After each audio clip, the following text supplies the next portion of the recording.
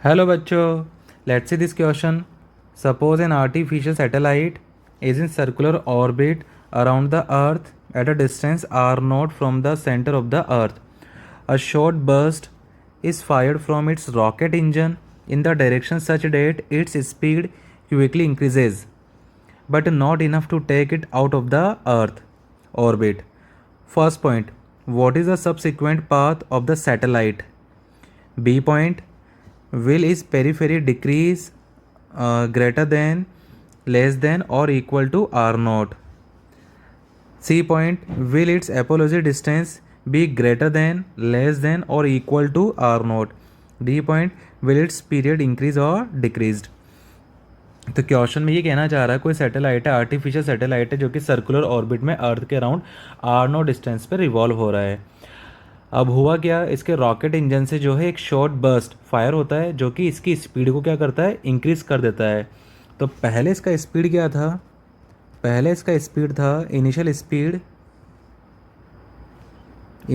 Speed of satellite, suppose वो v naught था और वी नोट का value root of G M by R note, right.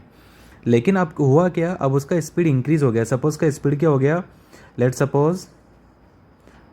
Speed become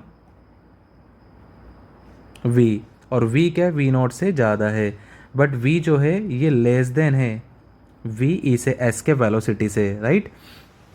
तो अब उसने पूछा है first point, what is the subsequent path of the satellite, satellite का पाथ क्या होगा. तो इस केस में v जो है ये v नॉट से तो ज़्यादा है, ऑर्बिटल स्पीड से ज़्यादा, लेकिन v ई से क्या है, ये कम है. तो इट मीन इसका जो पाथ होगा वो क्या होगा, इलिप्टिकल होगा. तो ये इलिप्टिकल ऑर्बिट में रिवॉल्व करेगा. Second point, will its perigee distance be greater than, less than और equal to or note, right. तो पहले इसका पाथ था सर्कुलर पाथ, ये पहले जैसे लाइक इस तरह से सर्कुलर पाथ में रिवॉल्व कर रहा था, ठीक है. बट अब ये इलिप्टिकल पाथ में रिवॉल्व कर रहा है, लाइक जैसे इस तरह का ये इलिप्टिकल पाथ है. तो जैसे मान लो अर्थ जो है लाइक यहाँ पे कहीं पे ये अर्थ है और ये सैटेलाइट इस तरह से रिवॉल्व कर रहा है, ये सैटेलाइट है, एस मीन सैटेलाइट. तो ये जो पॉइंट होगा इसे हम क्या बोलते हैं, पेरिगी, ये पेरिगी है. और ये जो पॉइंट होता है इसे हम क्या बोलते हैं, इसे हम बोलते हैं एपोगी, राइट. ये एपोगी है.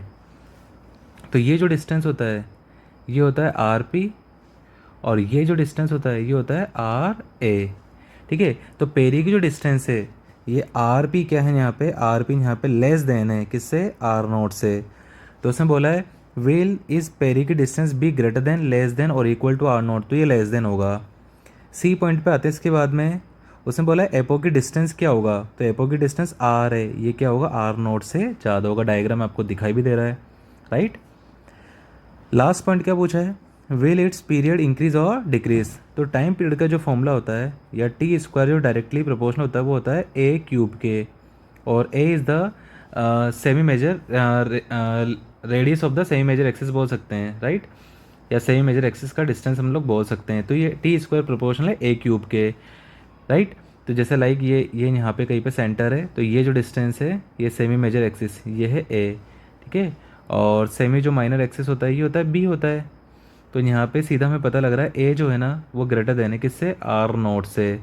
तो टी भी जो आएगा ना वो क्या आएगा, पहले से ज़्यादा आएगा. तो टी क्या होगा यहाँ पे, टी विल बी इंक्रीज होगा, right. I hope you understand this question. Thank you.